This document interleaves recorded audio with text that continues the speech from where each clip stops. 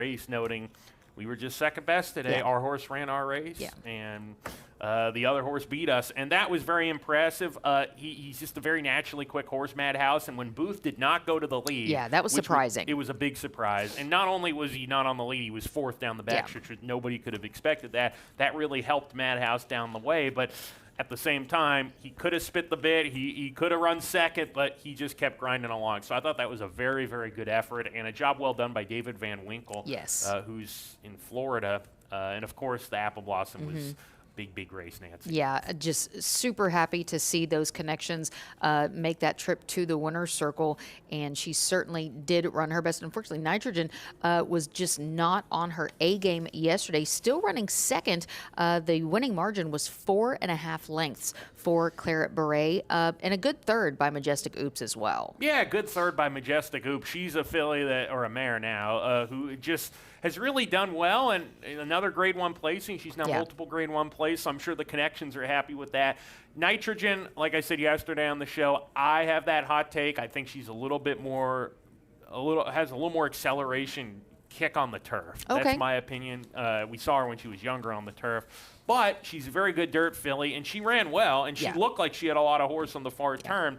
But was just second best to Claret Beret, who really ran a hole in the wind, just like she did at Gulfstream last time out in the Royal Delta, and she made a big move on the turn, sustained it. Really the same type of trip in the sense that they just kept her outside. She was a little wide off the turn, but Micah Husbands knew I have a lot of horse. We're just going to keep her moving forward. Don't shift her momentum by shifting ground. So I thought that was a huge effort. And if they can keep her going well, then Claret Beret, I feel like, could be noted as an up-and-comer in that filly and mare division. Seems like she's just starting to get really good right now. Yeah, Safi does really well with those types of runners, and certainly he has a lot of quality in his barn as well. So really looking forward to next Saturday's feature, the Oaklawn Handicap. Matt, we've got 9 races on the card today, some good races. So let's go ahead and dive in as we take a look at the opener. This is for fillies and mares, 3-year-olds and upward, a $30,000 starter allowance level, and they are going to go 6 furlongs in distance. And Matt, you and I don't have a whole lot of the same picks today, but we do book in the field with the same selections. Well, that's interesting because this is a card that I think is going to be formful. It's one of the most formful cards of the year, I think, at least what I'm predicting. So I don't have anything that's super spectacular today. I'm going to pick Tisn't She Lovely in this race off a runner-up finish in a starter allowance last time out. 1-2 starts ago and defeated Misty Muppet, who came right back to win her next race earlier this week. You and I do think very much similarly here with Tisn't She Lovely. She's the one to beat, Nancy. I mean, I think if she runs her race, the others need to improve to win. It's that simple. I agree. She's the only 3-time winner in the field as well, and does come in third off of freshening, an area that I particularly have had decent luck with. Dallas Stewart and Christian Torres team up here, and she certainly looks to be the one to beat on paper. She does have a runner just to her inside. She's Not a Joke, who is coming out of one of those ratings handicap races. And that's interesting when you do have the starter allowance horses competing against the ratings handicap. I'm still trying to figure out where they go in line. Yeah, it gets a little bit tricky because basically race conditions get thrown out the window a little bit, because some horses could be $25,000 claimers in a condition and they have the same rating as a horse that's an allowance horse. Is that correct or not? Well, Equibase is still working on those type of discrepancies to make it as accurate as possible with regards to rating horses, how fast they are. But that can get a little bit tricky because it's almost like a lot of these races have even turned into specialized starter allowances or good-looking allowance types of races. That's what they look like on paper so far from what we've seen. Race number 2, a pretty lightly raced field, including one professional in this filly and mare 3 and up, maiden claiming 12.5. Arkansas breds in for the quarter, and they are going to go 1 1/16 miles in distance, and we do have a field of 9. We do, and in this race, I picked the morning line favorite, Avery County. I like second start routing. I like when horses ever do something for a second time. And I actually, even though down the backstretch she had a clear lead, there was a point earlier on in the race where she had some pressure and she sort of had to extend some energy down the backstretch to get clear, and eventually she tired a little bit to run second as the favorite. I think only after midnight, the filly that she finished behind, I think she's a better filly if she runs her best than any of the runners in here. Plus, on top of that, you get second time, maybe Avery County can improve. I think all this hits her right between the eyes, and she's going to run well today. You just literally said my notes that I made for race number 2. I'm sorry, No, Nancy. I'm saying, no, I mean, we think literally We do. the exact We do. same in regards to Avery County. Yeah, Randy Morris is having a very good meet and does get the riding assignment with Rafael Bejarano. So I think this is a really good setup for Avery County. And as Matt mentioned, the second time doing something usually really does show some improvement. That was like me when I was a kid. When I did something for the second, third, fifth time, it took me a time or two to sort of the light bulb to turn on. I love that. That's too funny.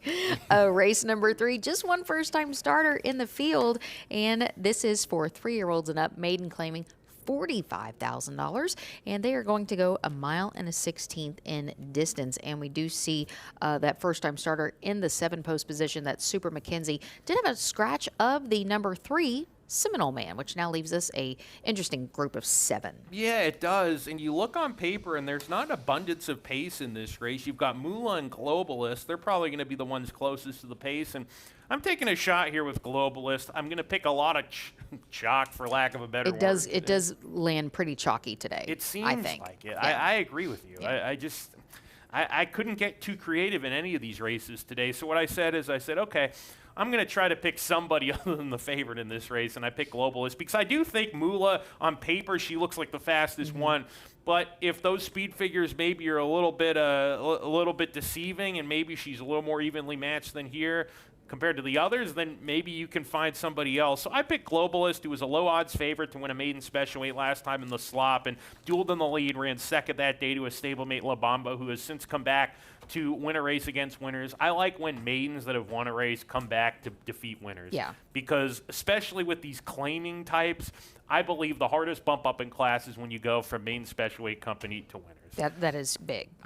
If you're American Pharaoh, it's not that big of a deal.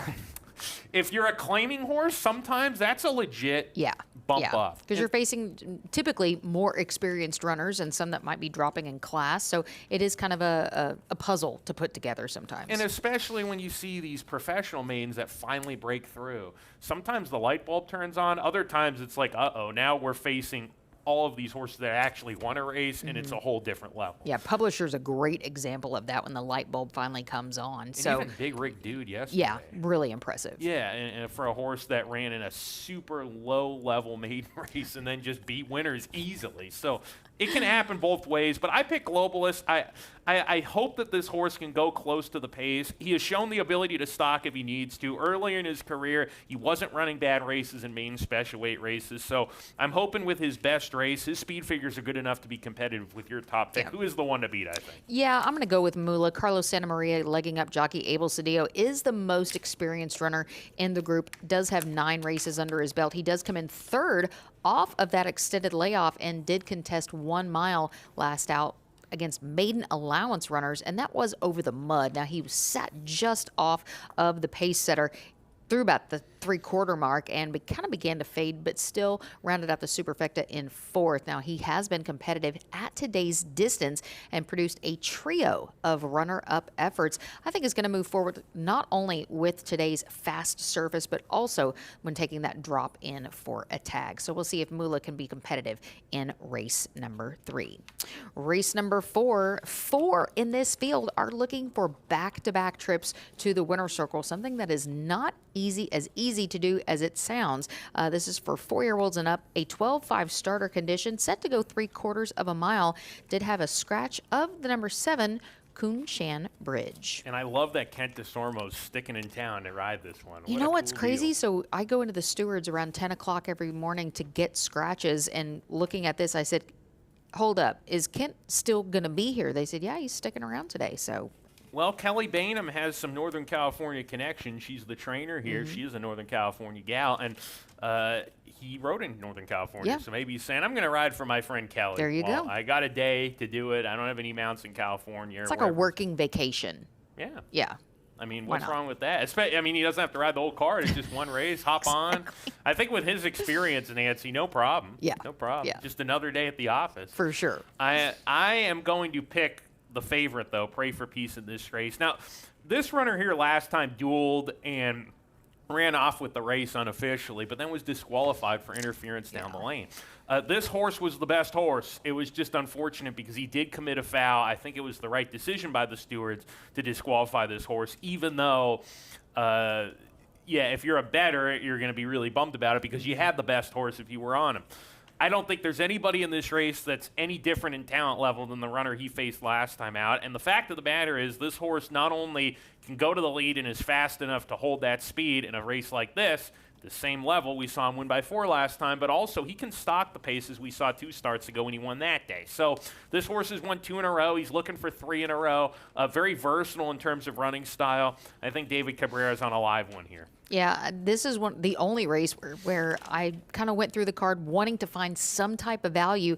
And this is one of the few times that I've actually changed my numbers. It might turn out to bite me in the you-know-where. But I am going to go for a little bit more value in here with my long shot play of the day. That's the number 4, V-Day to the Tenacious. Israel Hernandez aboard for trainer Kim Poole. Now, obviously, Pray for Peace is certainly the one to beat. They actually exit the same last out. But I really like how much this horse improved last go and stepping up to today's level. He stalked a really quick pace that was set on the front end, responded nicely when Israel asked him, and was able to make up some ground in the stretch to get up for 4th. And that was his first race off of the claim for those connections. Now, I do anticipate another very quick tempo on the front end, and he is Ohio bred who won 4 straight last year. Mind you, they were at Mahoning.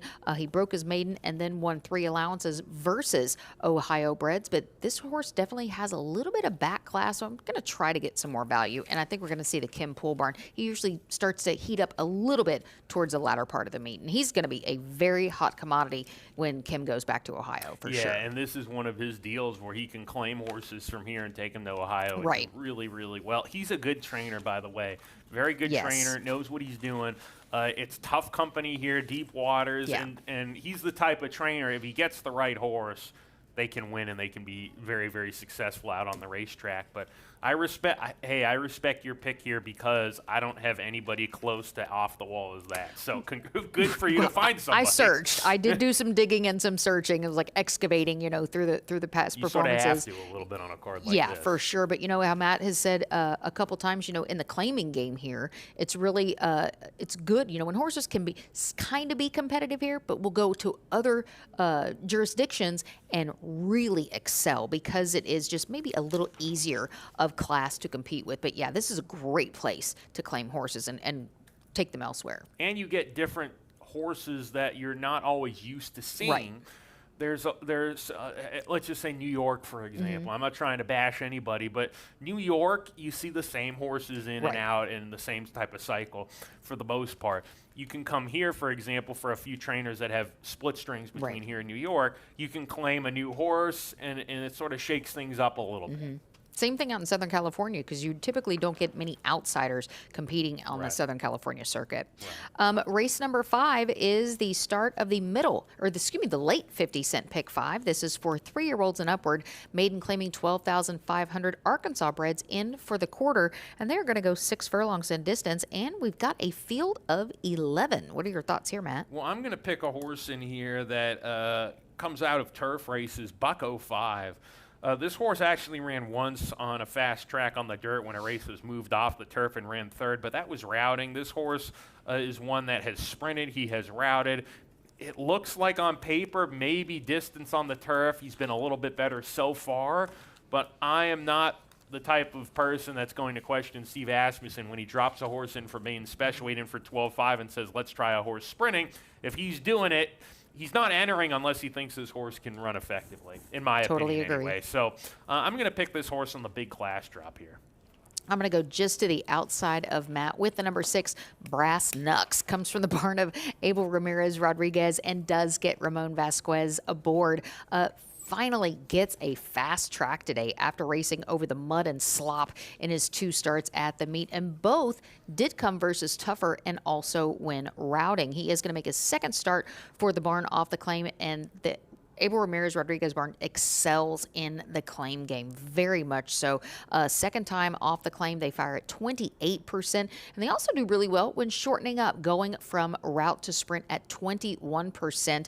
He is a 3-year-old and is taking on a handful of older runners, but I really like that third off the freshening angle, and the barn does above average in that category as well at 31%. So really high averages for Brass Knucks. We're going to take a quick break on the Sunday edition of Oaklawn Today, and when we return, we'll discuss the first leg of the late 50-cent Pick 4. Experience the excitement of horse racing with Oaklawn Anywhere. If you're an Arkansas resident, you can watch and wager on horse racing from around the globe, whether you're at home or on the go, with any smartphone, laptop, or tablet, anytime, anywhere. Download the free Oaklawn Anywhere app and register for a sign-up bonus. With access to past performances, live video, race replays, and expert handicapping data, you're always in the know with no subscription fees. Bet online anytime with Oaklawn Anywhere. Exclusively available to Arkansans. Right, Max? Oaklawn Anywhere. Our season never ends. Gambling problem? Call 1-800-522-4700.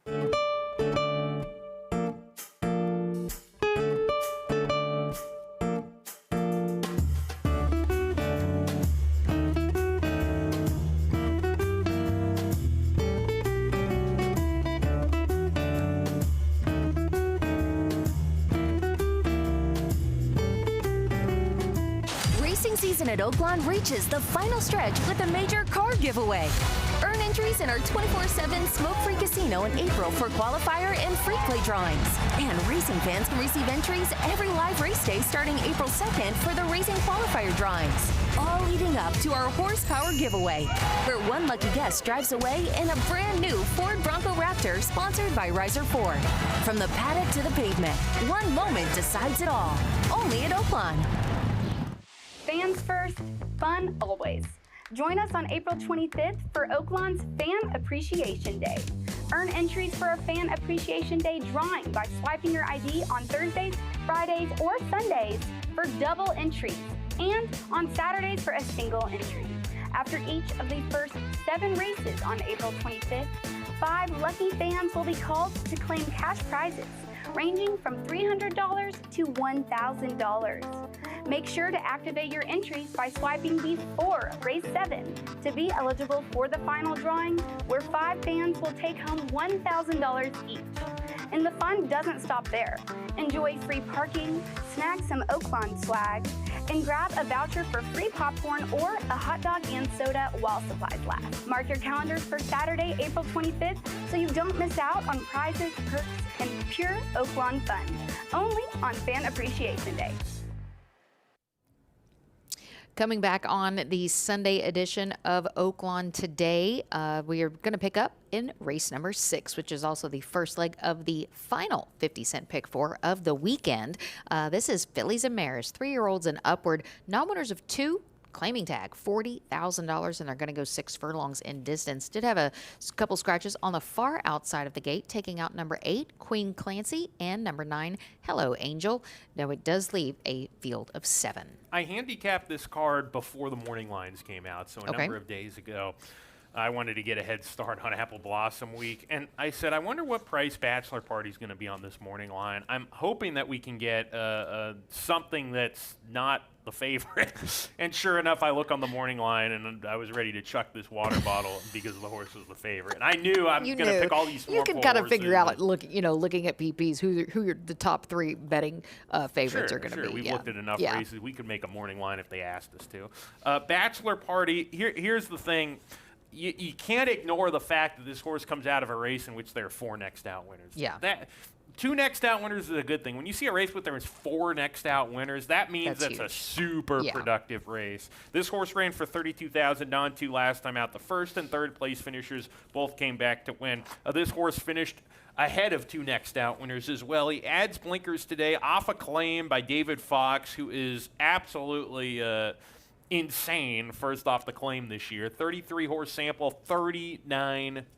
That's huge. That is. I don't know if there's a word to describe how crazy that is. I've never seen a higher percentage than that in that category. We've seen 25, 30%. I can't think 39%. And it's That's not impressive. like it's not like 5-horse sample. Right. You know? Yeah, This that's is- super impressive. So I think this horse is there's a good case to be made for him today. Freshens up for the Fox barn. There's a couple of bullet works on the page. Be interesting because he's 0 for 8. David Fox first time blinkers, 0 for 12 blinkers on. So that's a stat that makes you sort of scratch your head. But I like this filly in here today. Second off a layoff here. Bachelor Party's my pick. And lighting up the work tab as well. Yeah. Really showing Bullet some talent in the workouts, mornings. quick. Yeah. She's going to be fit off this For freshman. sure. I'm going to go to the Bill Martin runner with Christian Torres aboard. That's the number 2. Good call. I think she might have a bit of an advantage in here as several runners are going to take on winners for the first time today after that maiden victory. She's been facing much tougher, does drop back in for the tag and also makes her third start off the layoff. Christian was up in the irons for the maiden score where she sat off the pace and kind of cruised in the stretch. She scored by more than 7. Very impressive victory. And I think there is more than enough speed to set up for that nice closing kick down the lane, even though it is just a field of 7. Speaking of 7, let's go to race number 7. This is for fillies and mares, 4-year-olds and upward, non-winners of 3 or non-winners of a race since December 12th. $10,000 purchase price, 6 furlongs. So that means basically the entire field is looking for their first win of the year. Did have a couple scratches taking out the 1, factor that. Also the 9, wreaking havoc. And Christian Navarro will ride the number 7, Smart with Heart. Yeah, this is a field of 10, and I'm imagining My Bossy Lady for Brad Cox is going to get bet here. First off, the claim for him. Usually folks tend to gravitate towards that angle. I'm going to pick Crispy Rice in here. I do like fried rice, so... I like crispy rice. You like crispy rice? Yeah, it's pretty good. I like fried rice. But crispy rice, maybe if she wins this race, you can have some for dinner later tonight, Nancy. How about that? It's Sunday, your weekend. I'm Treat hungry now, yourself. so yeah, Treat maybe yourself. get a little Uber Eats or something. I don't know. A little Uber DoorDash. Eats is always reliable after a long day at the office, right? Here's the thing about Crispy Rice. Crispy Rice has never run on the dirt, which is interesting because she's dialed in out of a Cactus Ridge mare. That's a lot of dirt pedigree. That is.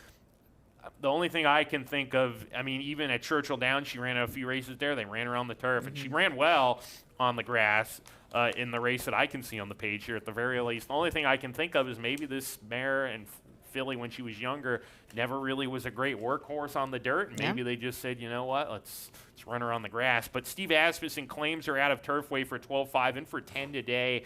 Steve 12% first off the claim, which on percentages is about the average. So that's good, and obviously Steve can win races. We know that. I just am thinking maybe off the claim for a good barn, maybe this mare will take to the dirt. She's got the dirt pedigree, so let's take a shot here. Seems to be in the right kind of race for her. There you go. I'm going to go with Matt's second choice as my top pick. That's the number 4, First Hill, John Haran, giving the call to jockey Walter De La Cruz. I think this runner is really going to fit nicely against this group. She's moved forward in her last several starts when also getting some class relief. Now, there is a concern that she hasn't seen the winner's circle since early August of 2024 when she won her 6th consecutive start. It's hard enough to put wins back to back, but in fact, she hit a 6-race win streak. Now, there is a solid amount of speed in this particular group, she being one of them. She actually led the way last out, caught late to run second in a race that went a very brisk 1:10.4. So really like Walter in the irons. He's a couple years ago, we did a thing in the jocks room, asking them who's the loudest, who's the funniest, who's the quietest. It was unanimous across the board. The most quiet guy in the room is Walter De La Cruz. That's what I was thinking that you were going to say. He's a quiet man. He's a man of few words, but he's a very nice man. He's so nice, and it's so funny. He is the polar opposite of his brother Fernando, who is just a little chatterbox, which is so funny. And Walter, he's a pretty underrated rider. I think, agree. too. He does a good job. Yeah, he does a really good job. He's very cerebral. He's also one of the smaller riders in the room. He is, as is his brother. They're both. I've never met his brother, Fernando. Yeah. But Walter is a man of few words. But if you talk to him, he will always give you something. Yeah, and he always takes care of business out on that track as well, for sure. Our feature. We're going to talk Arkansas bred, fillies and mares, 3-year-olds and up, a first-level allowance, some in for the optional claim price of $25,000, and they're going to contest a 1 1/16 and no surprise, because when you talk Arkansas breds, you've usually got a full field. Yes, you do. And Lady Whoopig's the one to beat in here, but I think she's not the morning line favorite because of that post 12. Now, it's a little bit easier to win from the 12 hole going a mile and a 16th in that short stretch mile. So that's good news for her, but it's not an easy task, and that's why I'm steering clear of her, at least on the win end. I'm going to pick Street Painter in here. This filly ran second in an open company race sprinting. The only time we saw her routing on the dirt as of late, it was way back in May of last year, and she won by 5 that day. I just think class-wise, she's coming out of tougher company. She ran in a stake 2 back when soundly defeated by Hall and Ice, who, of course, is a champion sprinter around here. So Street Painter with a better post. I think if Lady Whoopig had a better post, I would have picked her on top, actually. But Street Painter is going to be my pick in here, which I call a class drop and a better post position. I'm going to look to the number 5 Principal Anita. Tammy Hornsby and Francisco Arrieta team up. She's moved forward in her 3 starts at the meet. She was 4th 2 back at today's very level when sprinting, and does exit the same last out as several in this race. Now, a state bred allowance at the mile.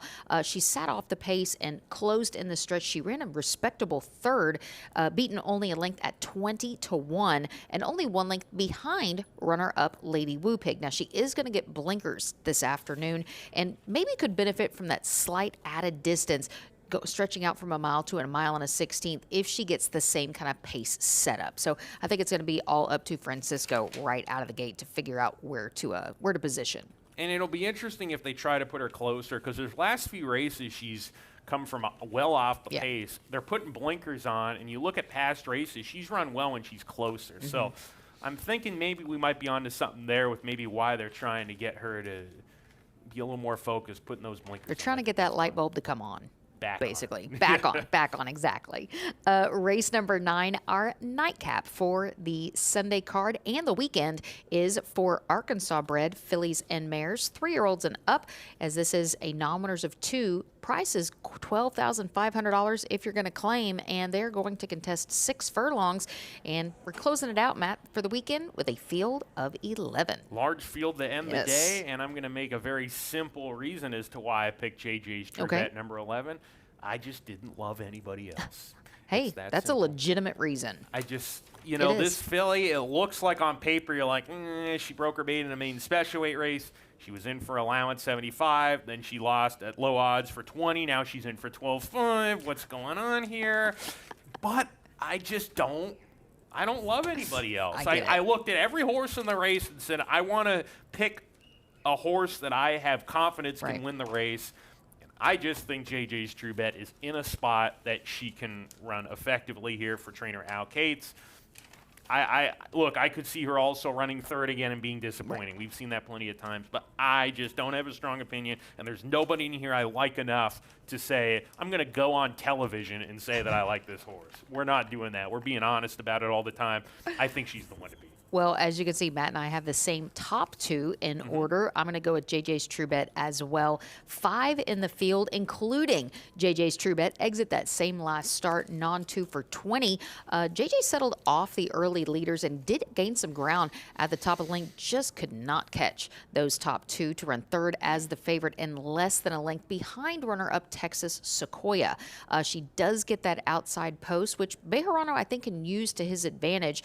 And like the others, does get a little bit of class relief in the 9th and final on the Sunday card. In addition to our 9 race selections, we have also given a $20 show bet bonus parlay ticket, our long shot, and our top pick, which is sponsored by Oaklawn Anywhere. Matt's going to start in the first with the Stevie Wonder hunch play, Tisn't She Lovely, going to the number 1 in race 2 with Avery County, Street Painter in the feature, and JJ's True Bet in the last. Well, I'm going to go race 5 with Brass Knucks, First Hill in the 7th, Principal Anita in the 8th, and also JJ's True Bet in the nightcap. And remember, your horses just have to run 3rd or better to continue that show bet bonus parlay. Long shot play of the day for myself, V-Day to the Tenacious in the 4th for Kim Poole. Matt goes one race earlier with the number 2 Globalist, and I'm going to start out the card with my top pick, and that's Tisn't She Lovely in the opener, and Matt goes to Pray for Peace, certainly the one to beat in race number 4. Matt, we get some very well-deserved days off. What's on Matt Dinnerman's schedule? Nothing. I don't have anything I to don't do believe this that, weekend. because every time you come in on Wednesdays and come to my desk, you're like, I've just been so busy. Yeah.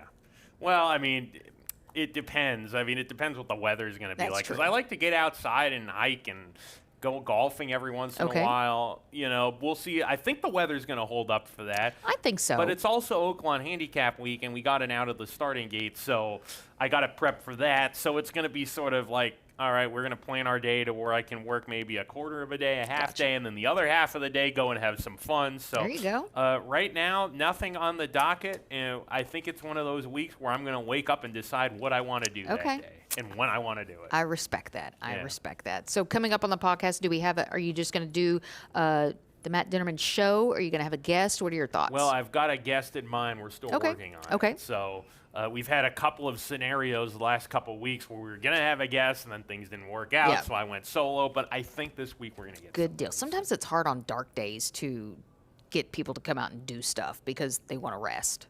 You know, Definitely, I'm one of those people. I'm definitely one of those people. There are people that have obligations and That's things of that right. matter. So I'm happy to be sort of the Colin Coward of the Matt Dinnerman show sometimes, where I go Okay, on I there like and that. do it on my own. I don't mind that at all, and hopefully the viewers don't mind. They're really No. the ones that matter. But I think we've got someone decent that's Cool. sort of in the queue. All right. We're working on it. You'll So find out soon enough. We will have a lot of content to go over, Oh, I bet. obviously, this I bet week. you will. We got Some good content. Even on Friday, the day before Oaklawn Handicap Mm-hmm. Day, we've got 5 allowance races that day. So there's a lot going on. We're going to obviously have a big day with Oaklawn Handicap 3 That's stakes. awesome. So lots going on, Nancy. So you better get some rest this weekend, because next week, once you're out in the battlefield, so to speak, you're going to be working 4 days, 5 I like days. that, the and- battlefield.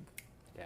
But I wouldn't have it any other way Yeah. here at Oaklawn. And it's good because, you go on to Monmouth, but I kind of get a little more of a desk break Right. during the summer. You get to go on the boat and hang out at the lake. Yes, I get do. to hang out at the beach. Yes. I do miss it here, though. And my Monmouth friends, they know that already, so I'm not hiding anything. Not too bad. Don't forget, we will be drawing the Oaklawn Handicap live before the running of race number 1. First post is at 12:45. Enjoy the beautiful day here and the Sunday card. For Matt Dinnerman, I'm Nancy Holthus. Good luck and good racing.